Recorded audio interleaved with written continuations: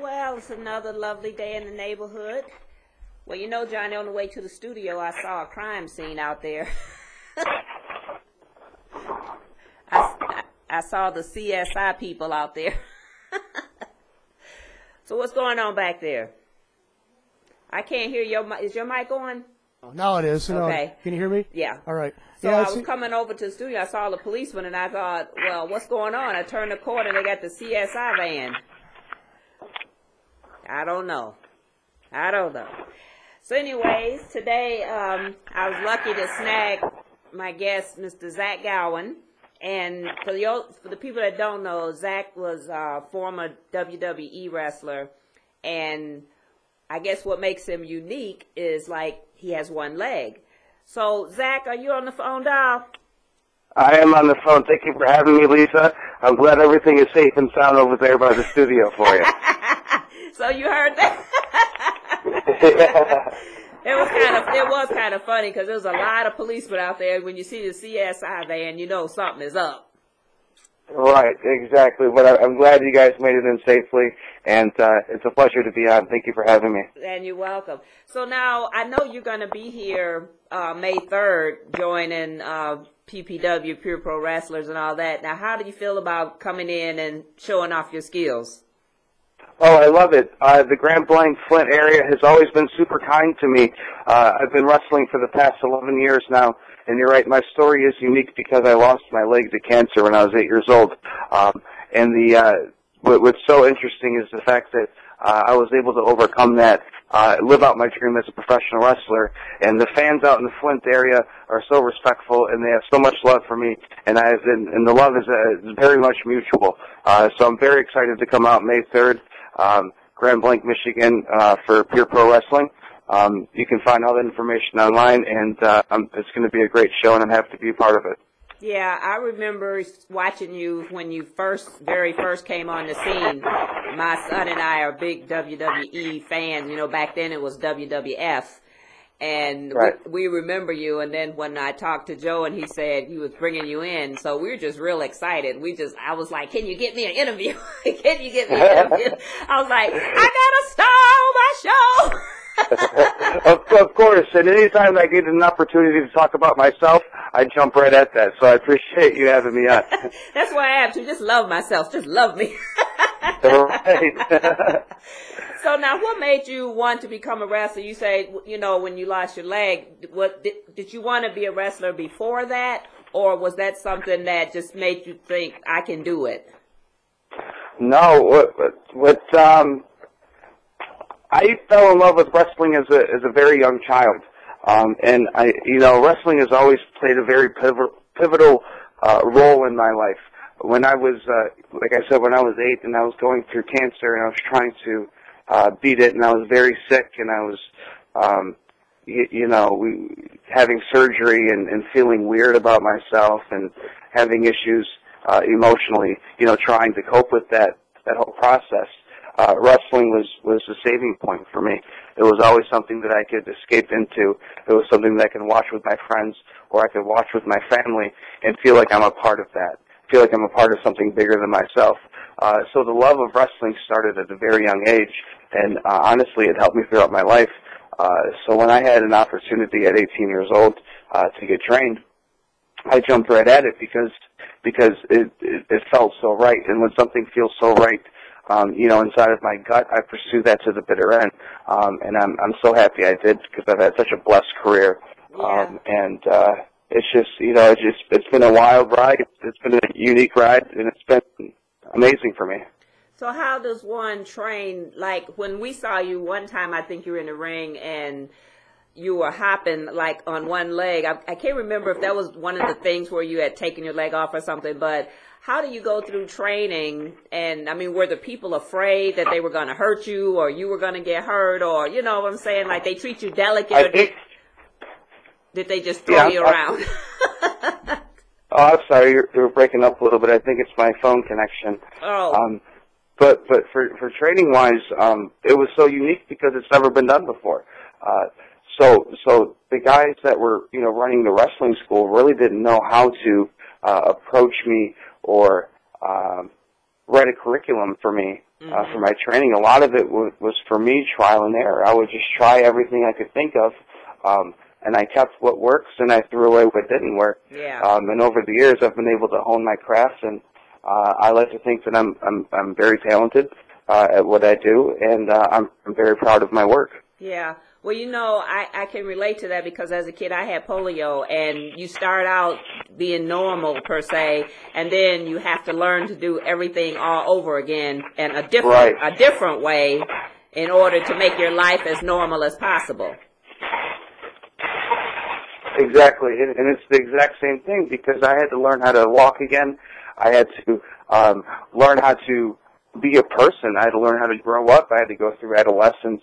I had to learn how to ride a bike. I had to learn how to drive a car, and it was just I had to learn, you know, how to take a shower. Yeah. Because try standing in the shower for 15 minutes on one leg. It's not the easiest thing in the world, but for me now, after doing it for so long, it's second nature. And that's the same thing with wrestling. It's just second nature to me after doing it for so long, and it just feels right when I'm in the ring.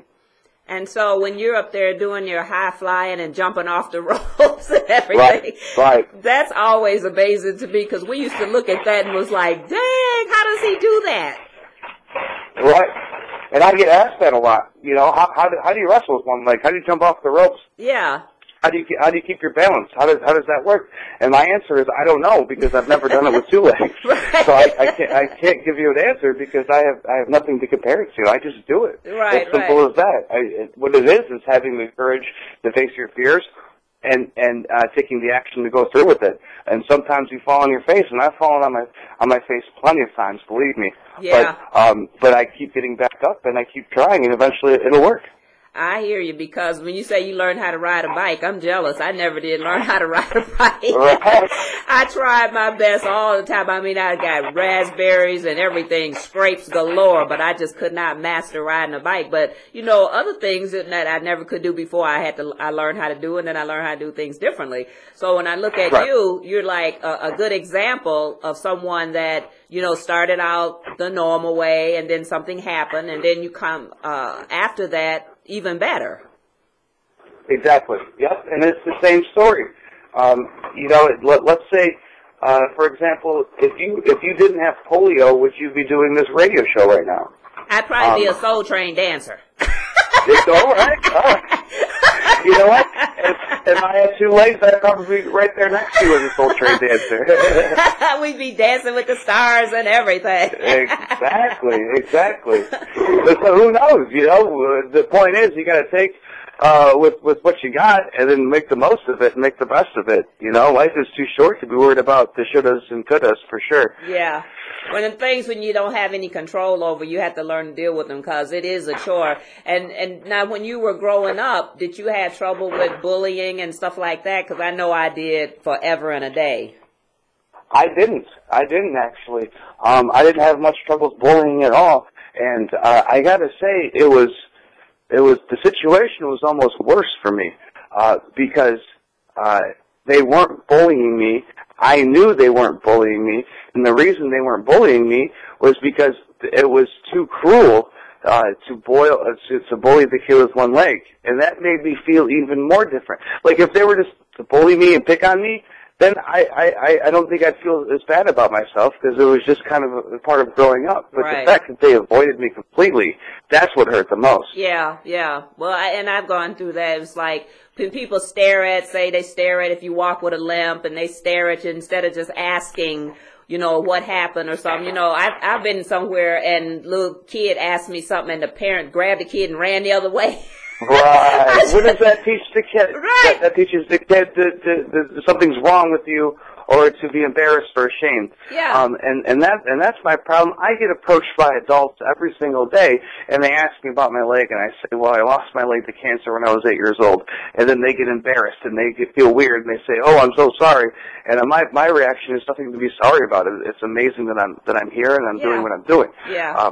But when I tell a kid, that I got sick when I was 8, and they had to take my leg away. Now I have this bionic metal titanium leg, and they get all curious and excited about it, and they're open to hearing the story with no prejudices, prejudgments at all about it. Yeah. And that's why I like working with kids. That's why I do a lot of public speaking, inspirational speaking. I come into the schools, I talk to the kids, and the response from them is so genuine and honest, and it's a lot easier to work with than adults, because adults are just they're kind of weird and self-centered and don't really know how to act, but kids are just honest, and it's just pure honesty, and that's what I gravitate towards. Yeah, that's what I like too, when kids actually ask, and just leave the parents out of it, because I always say, just ask me instead of staring or looking the other way like it's going to hurt my feelings. I want to go up to them and say, you got a question you want to ask?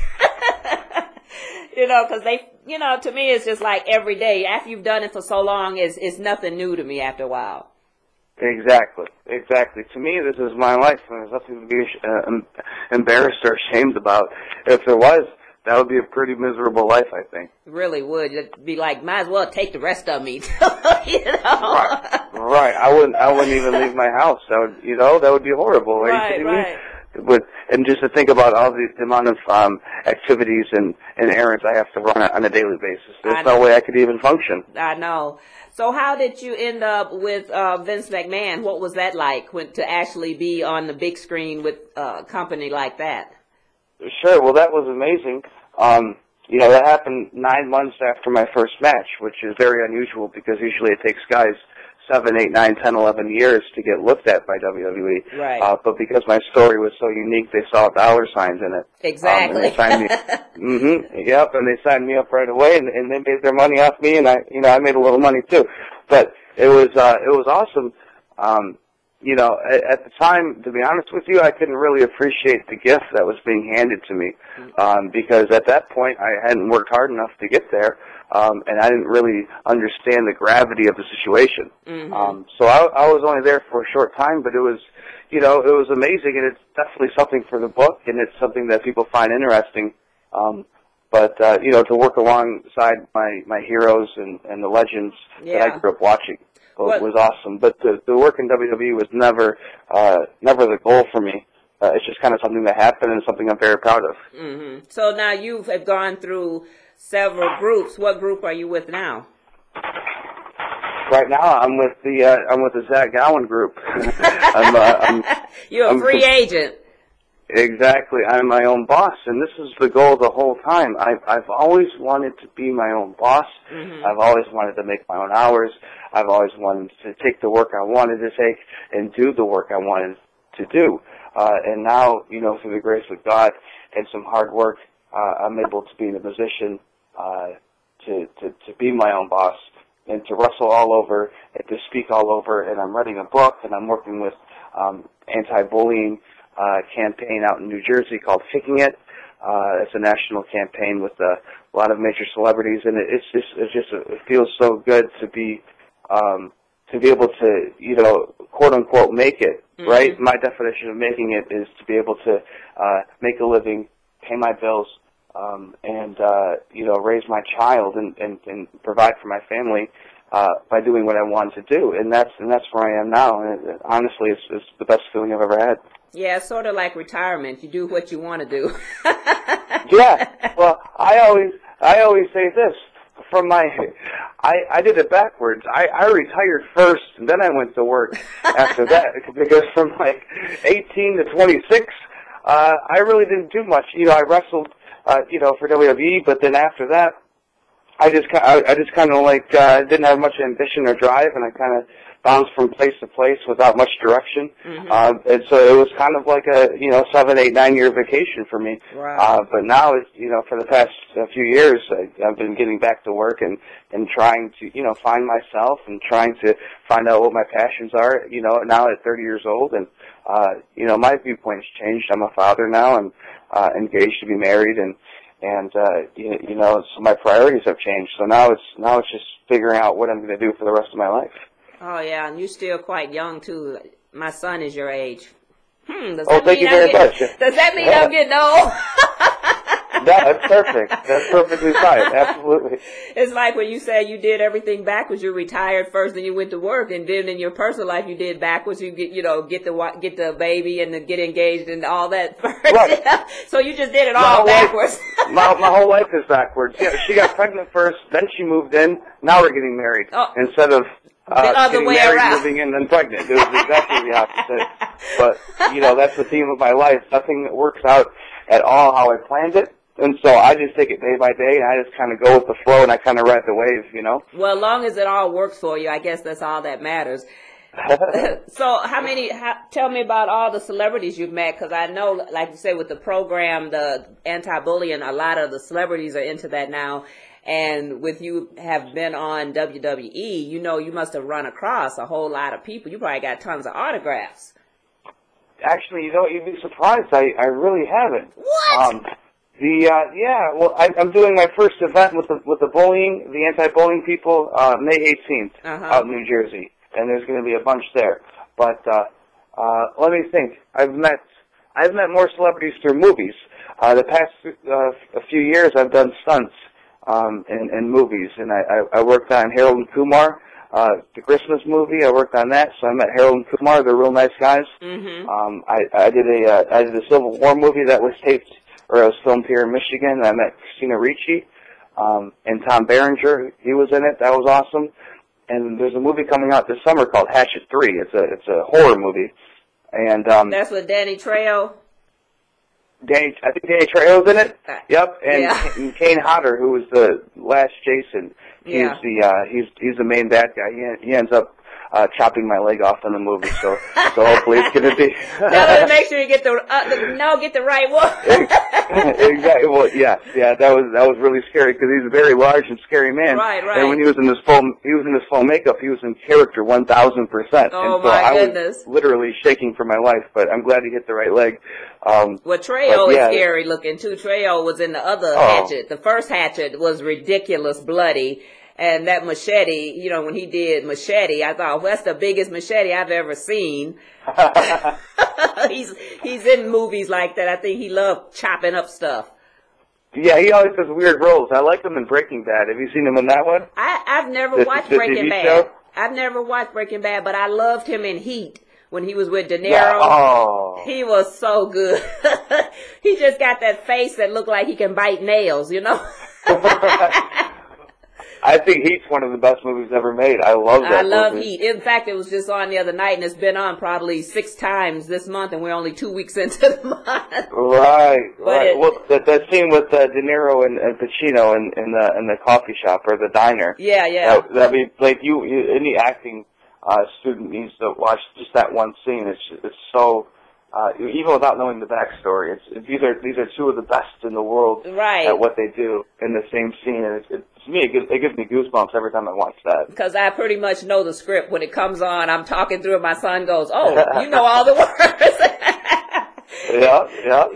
You watch them so many times, and it's like those movies that you never throw away. Of course.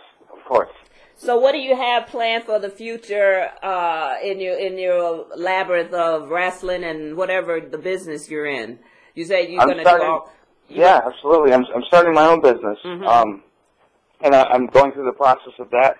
I have mentors and I have people that have walked the path of being a true entrepreneur and starting their own business. And right now I'm giving guidance and I'm laying down the groundwork. What I'd like to do is to approach schools. I'd like to run a nonprofit organization, and I'd like to approach schools, and I'd like to work with kids. So I figure the best way to do that is if I can. The only thing I have to sell, the only product I have to sell is my story. Mm-hmm. So if I approach a school and I say, hey, I can come in and I can talk to an assembly of students and I can give a speech and I can tell my story, and I guarantee the kids will love it. Yeah. Because every time I've done it, the kids have just gravitated towards me, and they love my story, especially when I get to the wrestling part. All right, kids love right. wrestling. When you say Right. the wrestling, you know, you got their attention then. It's so funny too. Yeah, all kids love wrestling. So what I want to do is go to these schools and try to, you know, reach out to these kids and make a positive impact, and then maybe in conjunction with the speech, run a wrestling show later on that night at the school, right? But that wrestling show would serve as a fundraiser for the school, so Right. for whatever they need. Right. And me being a nonprofit, that would make whatever they give me tax deductible. Right, right. So I think it's a win-win-win, and right now it's just kind of like the framework of what I'm working with. But I think that's the next thing for me. Also, I'm getting I'm writing my book with a producer writer out in New York City right now, and hopefully we have a deadline by August, the end of August, to get that done. Hopefully, I think it'll be done by July, maybe even June, ready to print by August. So hopefully we'll stay in. You've got you've got a ghost writer. Not a ghostwriter, a co-writer. We're writing it together, Oh, so okay. he's definitely going to get credit for it. I have the story. He has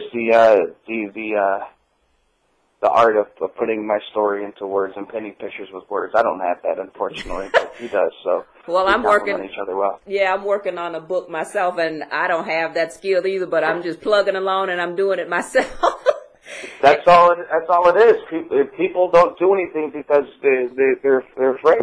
Yeah. Everything is fear based. But if you sit down and it doesn't matter what it looks like, what it sounds like. If you just have to start the action. Mm-hmm. Once you start the action, that's when the possibilities come. But there is zero possibility if you write nothing. Right. And, you know, like 2 years ago, I've been retired 4 years now. So in the last 2 years, probably 2.5 years, I had said, okay, now that I'm older, I want to write an autobio or something like that to tell my story, Right. you know, having polio and all this kind of stuff that goes with it.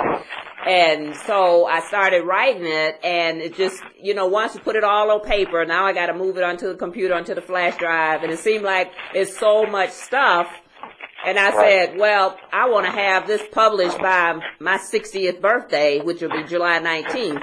Well, it's not even all on the flash drive yet. Right. So I think my deadline is going to come and go.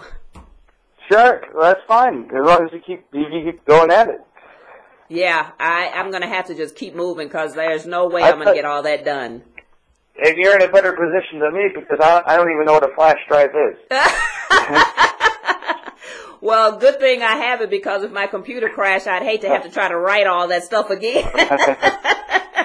Right, exactly. Oh, exactly. my goodness. This is why I ask for help. I don't know how to do anything. I just ask for help. It's really, I'm kind of figuring out that's what life is, having the courage to ask for help and not having, taking my pride, my ego out of it. Because without help from, friends and family, I really have nothing. And then doing everything backwards. I do everything. Hey, it's God's will, not mine. That's kind of where I'm at. I take it day by day, and whatever comes at me, I'll handle it then. But yeah, things are pretty much backwards for me, but that's okay. I'm happy. Now, on your Facebook page, you have some T-shirts. What does that say? What does that T-shirt say?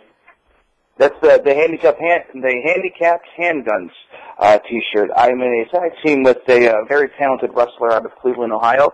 His name is Gregory Iron. What's unique about him is that he suffers from cerebral palsy. So he has limited use of his right leg and his right hand.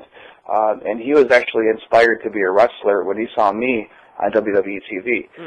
And so when he became a wrestler, I thought it was just fitting that we would team up and beat up the bad guys and take on the world together, overcoming one odd at a time. And we've kind of joined forces and we're gaining momentum and things are real good for us. But I think the T-shirts are really cool. And I encourage everyone to buy them or at least check them out. Yeah. I'm very proud of how they came out. When I saw it, I thought it was cool too. I said, well, I hope you bring me one. Because I played. I'll have them for sale May 3rd for sure. Yeah, I plan on being there with my little camera in hand because we have to get some shots. We usually go to a lot of the local events with Joe and the guys. So I told my son, he's like excited about it because he remember you too. And so, oh, very cool. Yeah, so I said, well, we're going to go and we're going to have us a good time because I've never been to one of the events at the Grand Blanc, but I've gone to the ones at the Masonic Temple and some other places. Yeah, absolutely. I'm sure you're going to have a great time. It's going to be an excellent show. So now who are you fighting on the 3rd?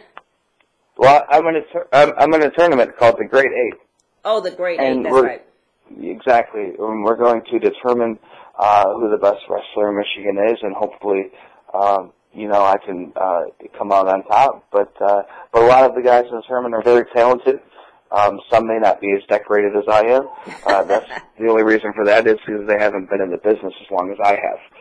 These guys are world-class wrestlers, and I'm definitely going to be pushed to the limit. So, do you have a mean voice that you're going to come out and say? No, I don't. I don't have a mean voice in me. I don't have a mean voice that comes out of me. There's nothing mean about me. I wish I did sometimes. I like to get mean, but I just don't have it in me. I really don't because I don't know why. I really don't. But I don't. I'm just a nice guy. I don't either. I'm such a pushover. Well, right. When they come out and they're growling at you like the Grizzly House guy, we always crack up at him because, that face and everything. And it's always fun to watch the bad guys come out like that. But in your case, you're on the good guy side. I'm a good guy. I've tried to be a bad guy before at different shows, but it never works because I don't know how to be a bad guy. I think if I knew how to be a bad guy in real life, it would be a lot easier for me. But I don't get it. I like to hear the cheers, and I like to do some cool moves, and I like to get the people behind me because that helps me when I wrestle. It makes me feel good. Yeah. So why wouldn't why would I go against that? Well, sometimes when you do the contract, sometimes you might start out as a good guy, and then somewhere down the line we look again, you be a bad guy. Then the next time you be good. That's like the story of all the wrestlers. They go from good to bad, good to bad, good to bad. You never know what they're going to become. Right. For me, I've always been good. You're a good guy. I think I'm going to keep it that way. Yeah, that's a good thing. Because if you don't do it right, it won't be a bad guy. Exactly. I have all the respect in the world for these guys. And what's so funny? In the world of wrestling, the bad guys are usually the good guys, and the good guys are usually the bad guys in real life. But that's why I have so much respect for the bad guys in wrestling because they know how to do it. That's a skill that I don't possess. I wish I did, but I don't. And so I look for inspiration and I admire these guys and all that they do. Well, I'm glad that we were able to have you come on today and just talk a little bit about yourself and refresh people's memory that if they didn't remember who you are, they will May 3rd. So that's excellent. Yeah. Tell everybody where the event is because I don't have the address on it. I'm sorry, the phone broke up a little bit. Oh, I said tell everybody where the event is, the upcoming event that you're going to be involved in. Oh, absolutely. It's going to be in Grand Blanc, Michigan. ProWrestlingAtItsFinest.com. That's www.ProWrestlingAtItsFinest.com.